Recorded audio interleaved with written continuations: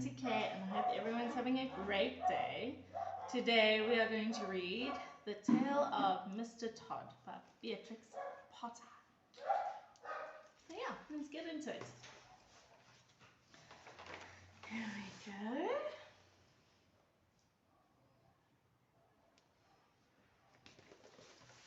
Okay.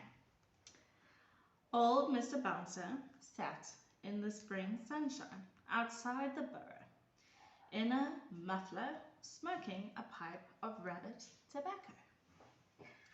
Old Mr. Bouncer was stricken in years.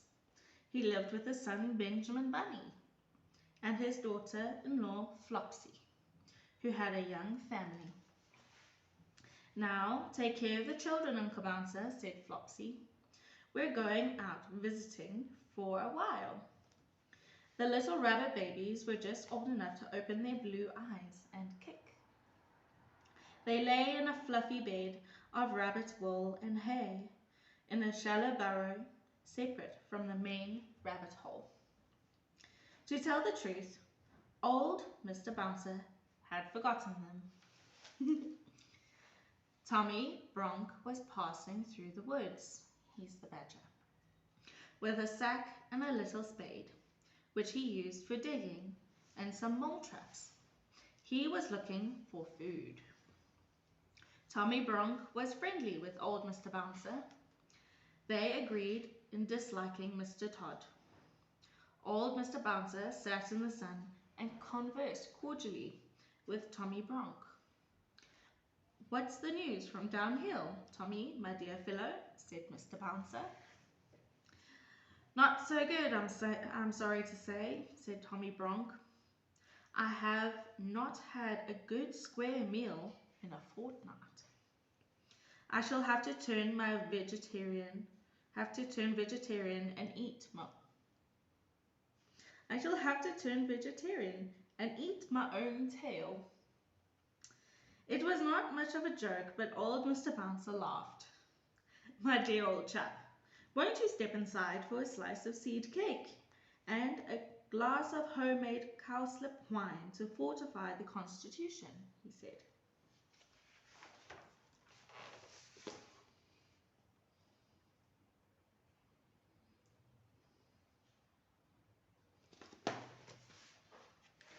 Tommy Bronk squeezed himself into the rabbit hole with alacrity. He squeezed himself into the rabbit hole. "Have a cabbage leaf cigar, Tommy." "Go on," said old Mr. Bouncer, who was smoking his pipe. Smoke filled the burrow. Old Mr. Bouncer coughed and laughed, and Tommy Bronk puffed and grinned. Mr. Bouncer laughed and coughed again. "I don't get any visitors. Not like it used to be," he mumbled sleepily. He slumped lower in his chair and shut his eyes because of the cabbage smoke. Tommy Bronk waited a few moments to be sure that old Mr. Bouncer was fast asleep. Then he put all the young rabbit babies into his sack. When Flopsy and Benjamin came back, old Mr. Bouncer woke up. "Uncle Bouncer, where are the children?" said Flopsy anxiously. "Father, where are the babies?" asked Benjamin. But Mr. Bouncer would not confess that he had admitted anybody into the rabbit hole. Not good.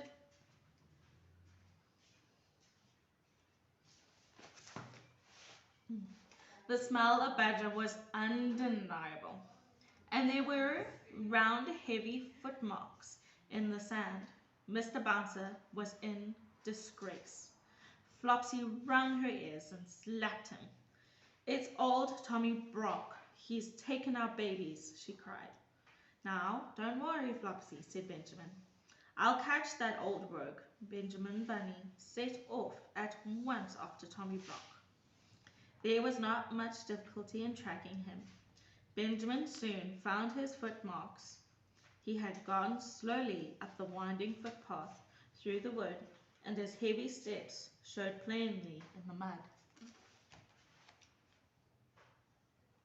The path led to a part of the thicket where the trees had been cleared. There were leafy oak stumps and a sea of blue hyacinths, but the smell that made Benjamin stop was not the smell of the flowers.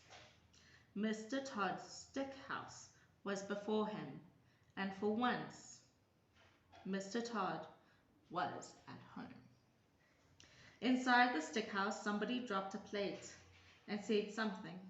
Benjamin stamped his foot and bolted.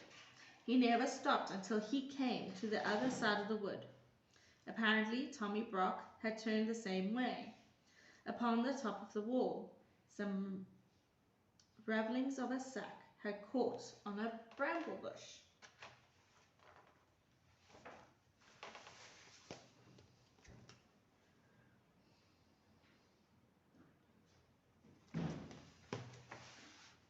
It was getting late in the afternoon. Other rabbits were coming out to enjoy the evening air. Cousin Peter, Peter Rabbit, shouted Benjamin Bunny. What is the matter, Cousin Benjamin? Asked Peter. He's bagged my family, Tommy Brock, in a sack. Have you seen him? Peter had seen Tommy Brock carrying a sack with something live in it. Cousin Benjamin, compose yourself, he said. Tommy Brock has gone to Mr. Todd's other house at the top of the bullbanks. And Peter accompanied the afflicted parent, who was all of a twitter. Hurry, Peter, he will be cooking them. Come quicker, said Benjamin Bunny. Tommy Brock was already in Mr. Todd's kitchen, making preparations for supper. Mr. Todd had half a dozen houses, but he was seldom at home. The houses were not always empty when Mr. Todd moved out, because sometimes Tommy Brock moved in without asking leave. I'm not sure if I showed you the pictures of these ones, so I'm going to do it again.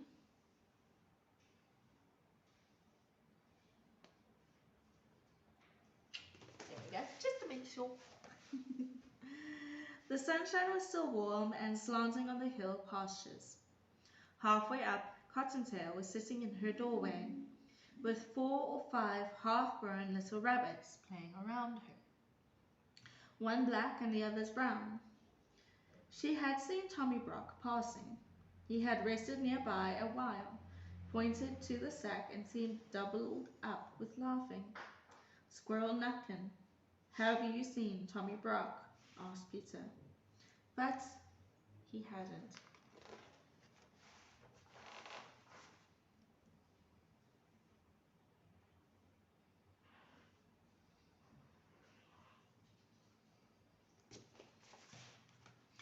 In the wood at Bull Bank, the trees grew amongst heaped-up rocks, and there beneath a crag, Mr. Todd had made one of his homes. The rabbits crept up carefully, listening and peeping.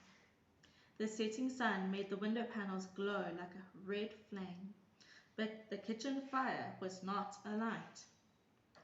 Benjamin sighed in relief. No person was to be seen, and no young rabbits, but the preparations for one-person supper on the table made him shudder. They scrambled round to the other side of the house and crept up to the bedroom window. As their eyes became accustomed to the darkness, they perceived that somebody was asleep, lying under a blanket. Tommy Brock's snores came grunty and regular from Mr. Todd's bed. So I think Mr. Todd is the fox who's not in his houses at the moment. And that, Tommy Brock is, using them. They went back to the front of the house, and they tried in every way to move the bolt of the kitchen window. They tried to push up a rusty nail between the window sashes, but it was of no use. especially without light. In half an hour the moon rose over the wood and shone full and clear and cold in at the kitchen window. The light showed a little door beside the kitchen fireplace, belonging to a brick oven. Presently, Peter and Benjamin noticed that whenever they shook the window, the little door opposite shook in answer. The young family were alive, shut up in the oven. My goodness. Stupid.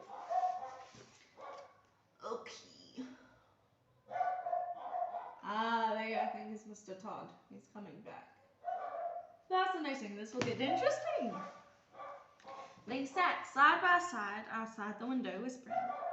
There was really not very much comfort in the discovery. Although the young family was alive, the little rabbits were quite incapable of letting themselves out. They were not old enough to crawl.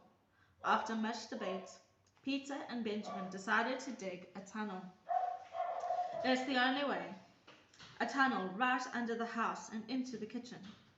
They began to burrow a yard or two lower down the bank. They dug and dug for hours and hours. They could not tunnel straight on account of stones, but by the end of the night they were under the kitchen floor. It was morning, sunrise.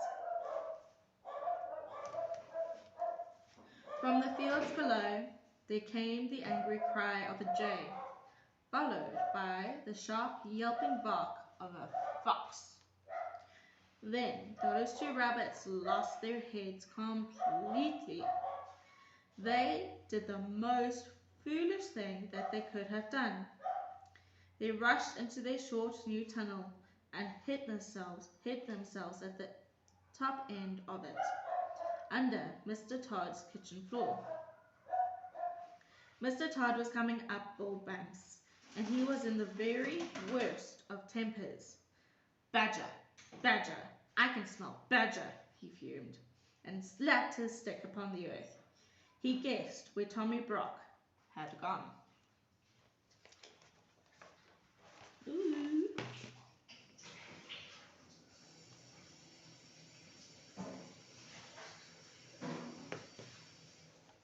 Mr. Todd approached his house very carefully with a large rusty key and went in. The sight of the table all set out for supper made him furious. But what absorbed Mr. Todd's attention was a noise, a deep, slow, regular snoring, grunting noise, coming from his own bed. He peeped around the half-open bedroom door. Mr. Todd came out of the house in a hurry. He scratched up the earth with his fury. His whiskers bristled and his coat collar stood on end with rage.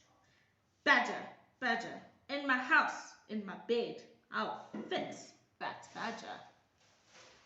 He fetched a clothesline and went back into the bedroom.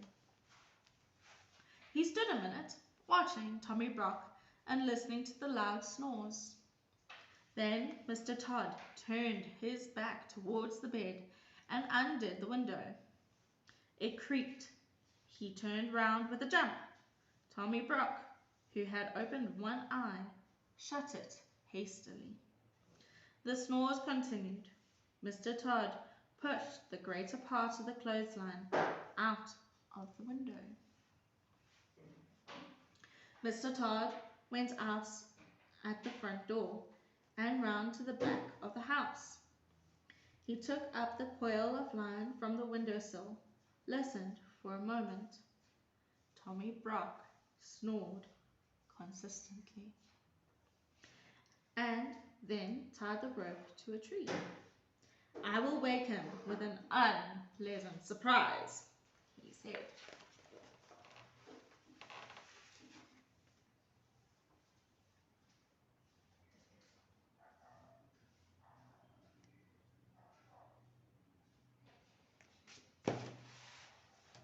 Mr. Todd fetched a large, heavy pailful of water from the spring and staggered with it through the kitchen into his bedroom. Tommy Brock snored industriously. So that's very loudly. With rather a snort. He was lying on his back and his mouth open, grinning from ear to ear. One eye was still not perfectly shut. Then Mr. Todd put down the pail and took up the end of the rope with a hook attached. He gingerly mounted a chair by the head of the bedstead. His legs were dangerously near to Tommy Brock's teeth. He reached up and put the end of the rope over the head of the bed, where the curtains ought to hang. Mr. Todd, who was a thin-legged person, though vindictive and sandy-whiskered, was quite unable to lift the heavy weight of a full pail of water to the level of the hook and rope. After much thought, he emptied the water into a wash basin and jug. The empty pail was not too heavy for him. He slung it up wobbly over the head of Tommy Brock. Surely there never was such a sleeper. Mr. Todd got up and down and up on the chair. As he could not lift the whole pail full of water at once, he fetched a milk jug and ladled quarters of water into the pail by degrees. The pail got fuller and fuller and swung like a pendulum. Occasionally, a drop splashed over, but still Tommy Brock snored regularly and never moved, except one eye. He's not really sleeping, he's pretending.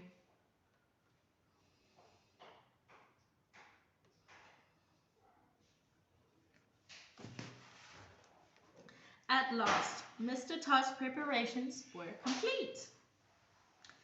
It will make a great mess in my bedroom, but I could never sleep in that bed again without a spring clean of some sort, said Mr. Todd, and softly left the room.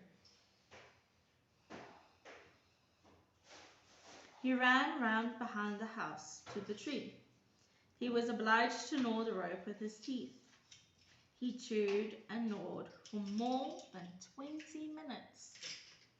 The moment he had gone, Tommy Brock got up in a hurry. He peered out of the window and saw Mr. Todd gnawing at the rope. Tommy Brock rolled Mr. Todd's dressing gown into a bundle, put it into the bed beneath the pail of water instead of himself, and left the room, also grinning immensely.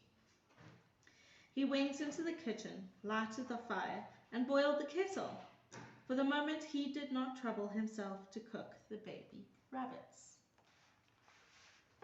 At last the rope snapped. Inside the house there was a great crash and splash, but no screams. Mr. Todd listened attentively. Then he peeped in at the window.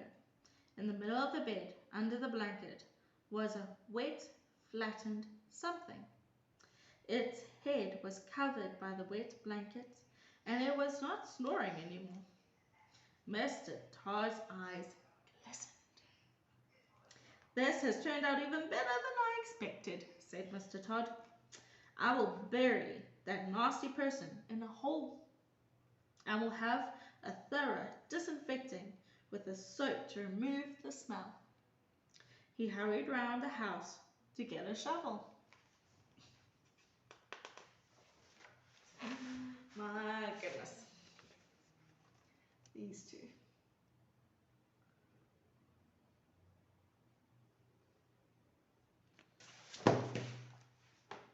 He opened the door. Tommy Brock was sitting at Mr. Todd's kitchen table, pouring tea from Mr. Todd's teapot into Mr. Todd's teacup. He was quite dry, and he was grinning. He threw a cup of scalding tea all over Mr. Todd. Then Mr. Todd rushed upon Tommy Brock and Tommy Brock grappled with Mr. Todd against the broken crockery, and there was a terrific battle all over the kitchen.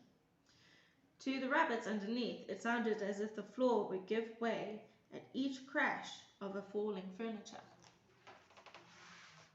Inside the house, the racket was fearful.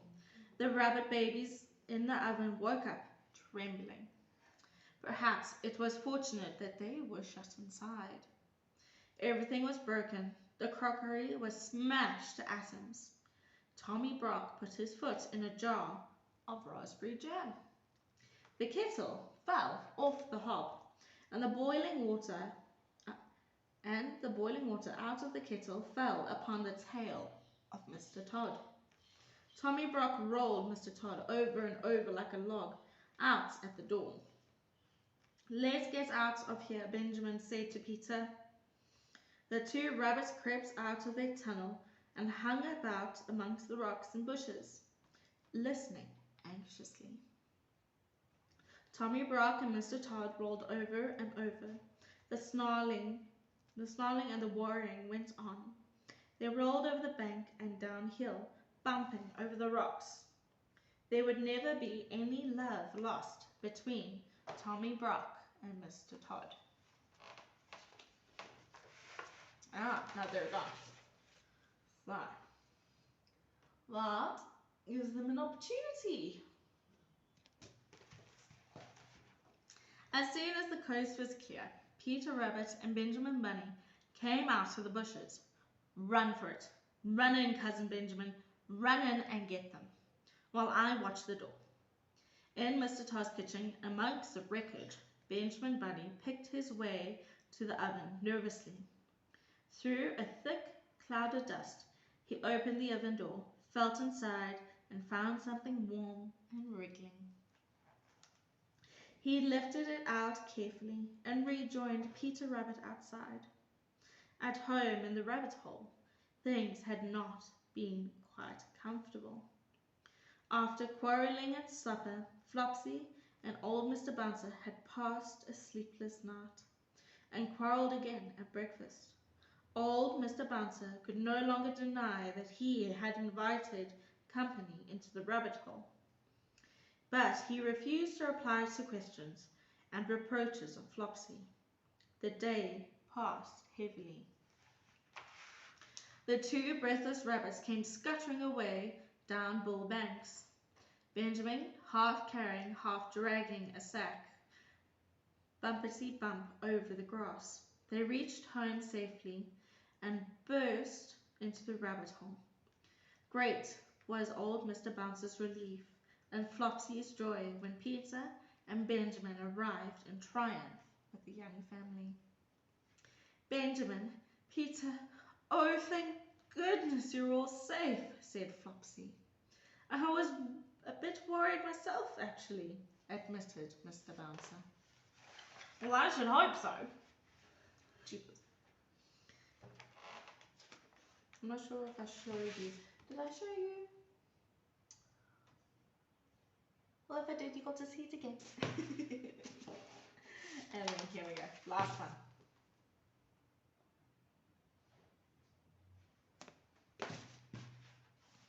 Old Mr. Bouncer was forgiven. The rabbit babies were rather tumbled and very hungry. They were fed and put to bed. They soon recovered. Then Peter and Benjamin told their story, but they had not waited long enough to be able to tell the end of the battle between Tommy Brock and Mr. Todd. The end. Alrighty guys, that was really cool. I quite enjoyed that and I hope you did as well. I love you all and miss you very much, and I hope you all have a fantastic day further, and I will see you guys again soon when we do the next book. Okay, love you. Bye.